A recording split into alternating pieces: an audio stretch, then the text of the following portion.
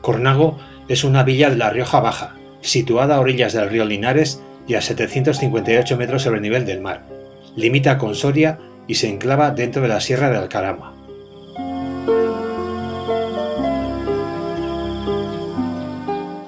Su castillo está situado sobre un cerro, dominando la villa que se desparrama a sus pies por la ladera sur, este y oeste de dicho cerro.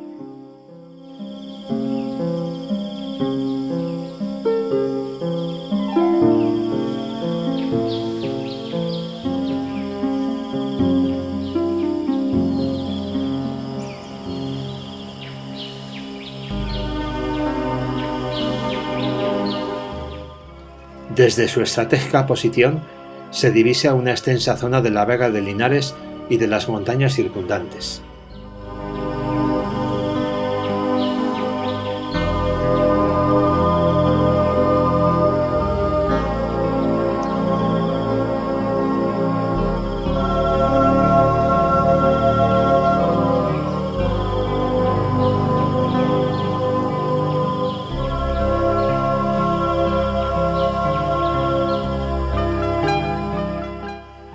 A su lado se encuentra la iglesia parroquial de San Pedro, edificada entre los siglos XIV y XVI, en lo que probablemente sería el albacar del castillo, es decir, el lugar habilitado dentro del recinto fortificado como refugio de los habitantes de Cornago en caso de peligro. Vistos desde la lejanía, caserío, castillo e iglesia forman una silueta inconfundible que nos hace retroceder en el tiempo hasta la Baja Edad Media, época en la que durante casi 3 siglos enseñoreó las tierras y haciendas cornaguesas.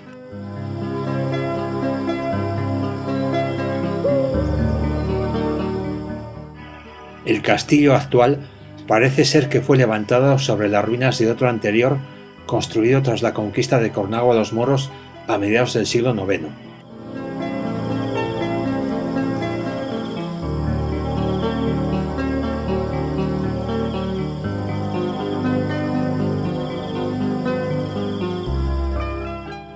Aniquilados los reinos moros de Zaragoza y Tudela, el castillo de Cornago no tiene mucha importancia, pero una vez constituidos los reinos de Castilla, Navarra y Aragón, Cornago queda en una zona fronteriza entre ellos, por lo que a finales del siglo XII o principios del XIII se construye el castillo actual.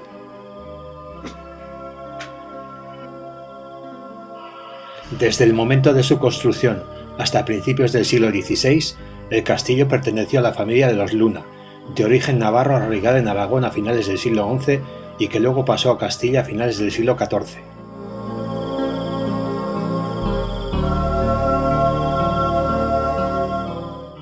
Los miembros de esta familia ejercieron sobre el pueblo de Cornago jurisdicción civil y criminal y desempeñaron la función de alcaides durante 3 largos siglos.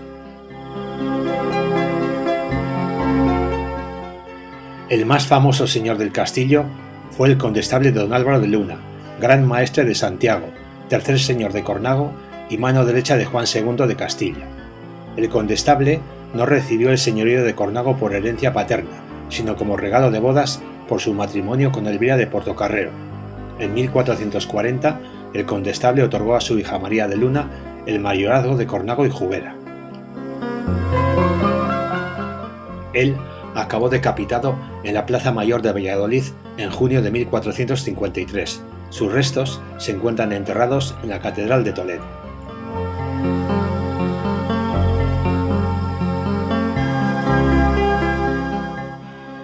A comienzos del siglo XVI parece que fue abandonado como vivienda, aunque permaneció su integridad robusta hasta siglos posteriores.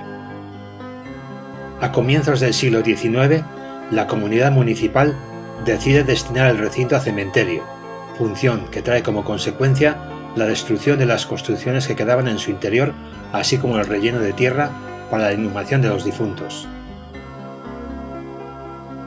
Lo que supuso la destrucción de las construcciones interiores hizo posible la supervivencia del bloque externo tal como lo podemos contemplar en la actualidad.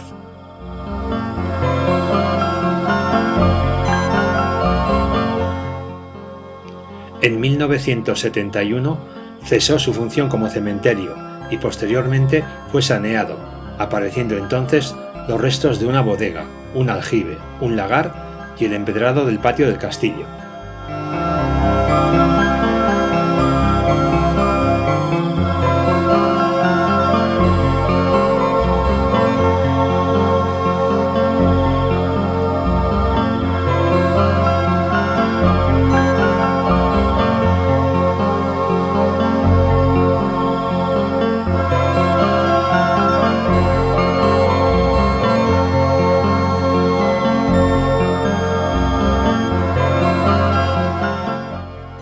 Tras permanecer en un estado de semiabandono durante mucho tiempo y ante el atractivo de la fortaleza por su valor arqueológico e histórico, se han realizado en los últimos años una serie de obras de acondicionamiento con el objeto de adaptarlo a las visitas turísticas. El castillo está orientado de noroeste a sureste. Se trata de una construcción en sillería de caliza gris de planta rectangular y con 4 torres en sus extremos, 3 cilíndricas de diferentes dimensiones y una rectangular. El conjunto mide 30 metros de largo por 18 metros de ancho y está rodeado por 2 muros o cercas. El exterior tiene su acceso por el llamado Arco de la Campanilla.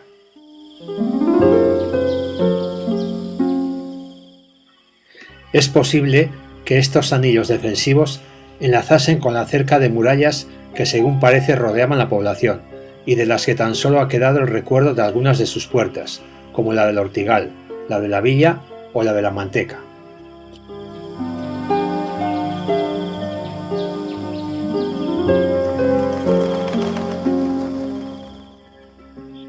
Partiendo del castillo, la muralla llegaría hasta la actual ermita de San Blas, donde se abría la llamada Puerta del Ortigal.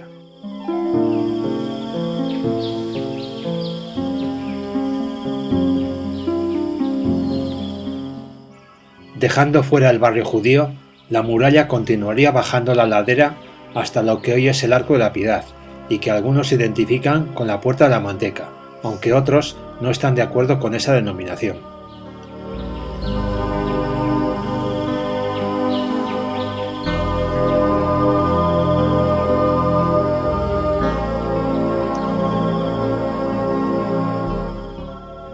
De aquí, la muralla seguiría junto al camino de Igea y Cervera por la parte más baja del pueblo, hasta encontrarse con la ermita del Cristo del Humilladero, que hoy da nombre a esa parte del pueblo. Aquí se encontraba la llamada Puerta de la Villa. Finalmente, la muralla, abarcando lo que hoy son las Eras y antiguamente el Prado de San Esteban, enlazaría con la cerca exterior del castillo. La puerta principal de entrada al castillo se encuentra en el muro noroeste y es un arco apuntado al exterior y rebajado en el interior. Mientras sirvió como cementerio, esta puerta estuvo tapiada, abriéndose otra en el muro sureste, el más cercano a la iglesia.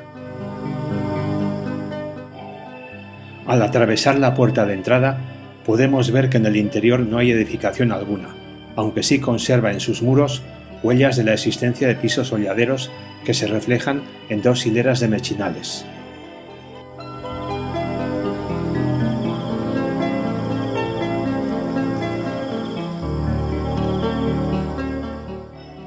En la cara interna del muro noroeste que acabamos de atravesar, podemos ver la impronta que ha dejado sobre ella la capilla que hubo en este mismo lugar mientras el castillo se utilizó como cementerio. El desescombro realizado entonces dejó al descubierto algunos elementos interesantes. En primer lugar, nos encontramos con un aljibe excavado en el patio del castillo, ahora cubierto, pero que la presencia de un pilar en medio nos hace suponer que disponía de algún tejado o techumbre.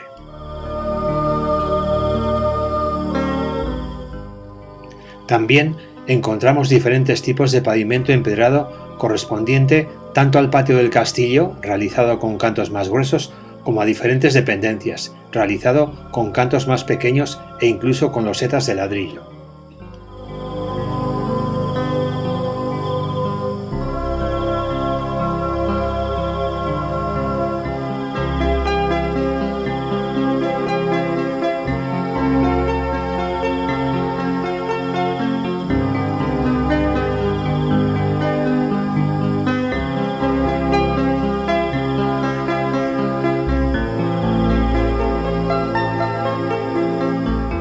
Junto al muro sureste se descubrió un lagar para la elaboración del vino y una bodega excavada a varios metros de profundidad, semicircular, con asiento corrido, con acceso escalonado y apertura circular al patio del castillo.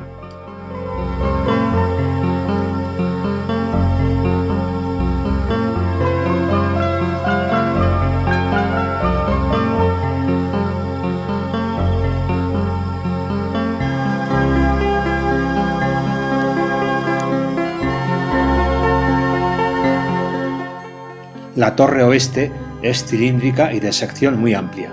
Su altura está también rebajada por mutilación de todo su coronamiento. Conocida como la Huesera, sirvió de osario durante el siglo y medio en el que el castillo se utilizó como cementerio.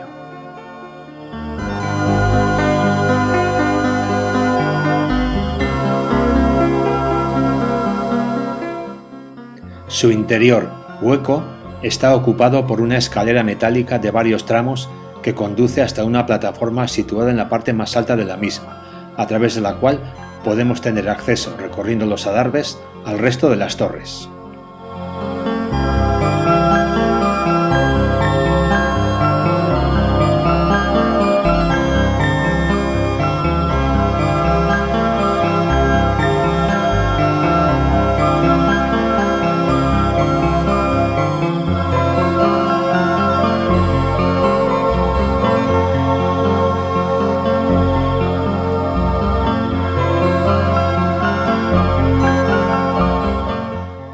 La torre sur es también cilíndrica y la más alta de las cuatro, quizá por ser la que menos mutilaciones presenta.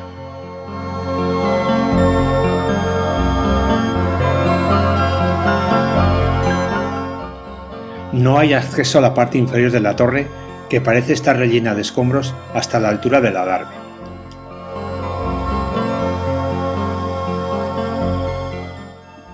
Tiene un techo abovedado de piedra en perfecto estado y recientemente se le ha colocado una estructura metálica que permite subir hasta su parte más alta.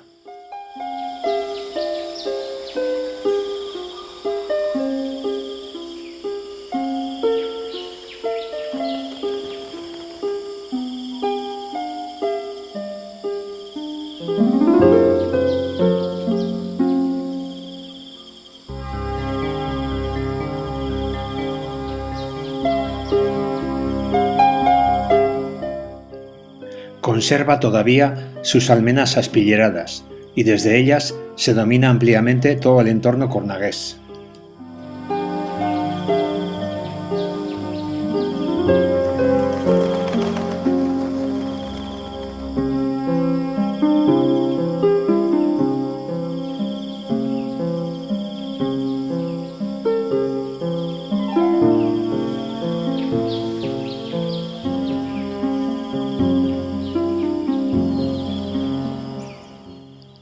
La torre este es prismática, de sección rectangular.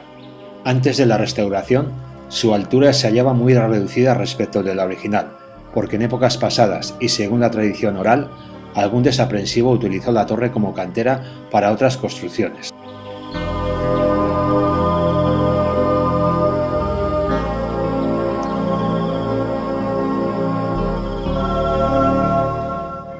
En esta torre se ha practicado un descansillo a la altura del adarve que lleva a la torre norte. Un vano rectangular con celosía de madera y doble asiento de piedra nos permite disfrutar cómodamente sentados del paisaje que dibuja una gran extensión de la Vega del Linares.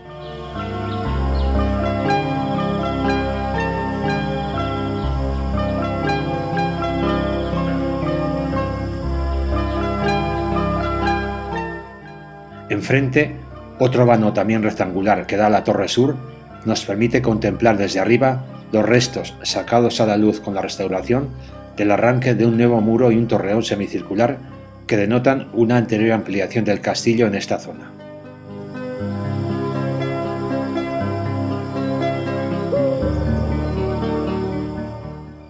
La torre norte es cilíndrica y la de menor diámetro de las tres de su clase. No tiene techo y está bien conservada, aunque podemos observar ciertas reformas en la parte superior con materiales distintos de los originales.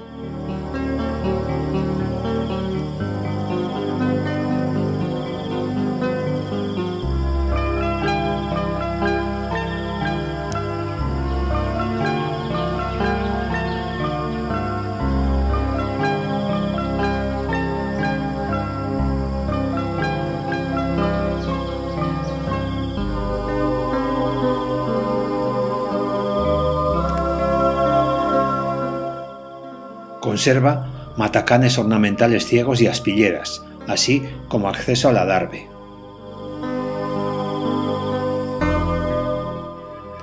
De los 4 paños de muralla que unen sus torres, el del noreste fue el que en peores condiciones estuvo antes de la restauración, presentando 3 enormes boquetes que fue necesario cerrar.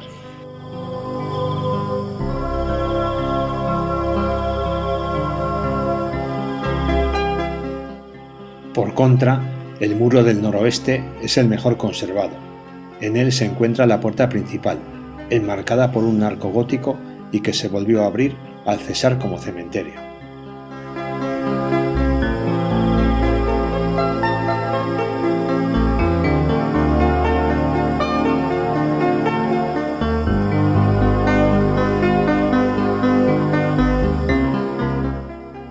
El muro suroeste es el más inaccesible, por estar asentado sobre zona rocosa con desniveles abruptos desde los cimientos del muro hasta la base de la roca. En él se conservan 2 vanos rebajados de doble asiento correspondientes a lo que en su día fueron 2 ventanas a la altura de una segunda planta.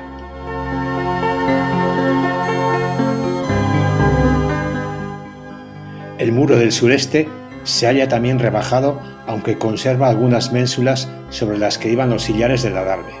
En este muro, junto a la torre rectangular, se halla la puerta que daba acceso al patio del castillo cuando fue cementerio.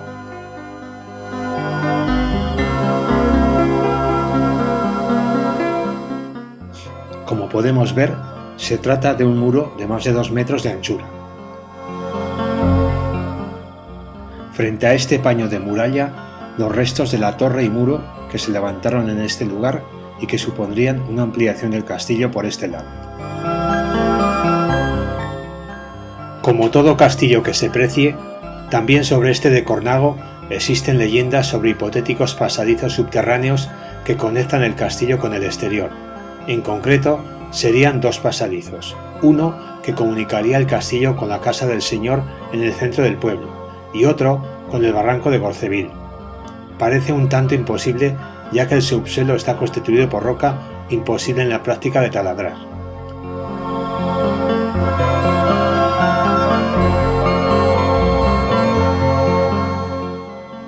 Las últimas obras de acondicionamiento que se han llevado a cabo recientemente lo han adaptado perfectamente para las visitas turísticas.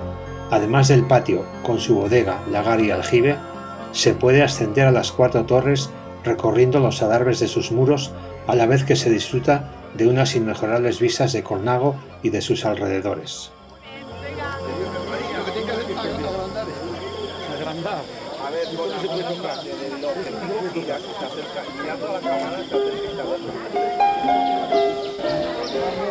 acerca.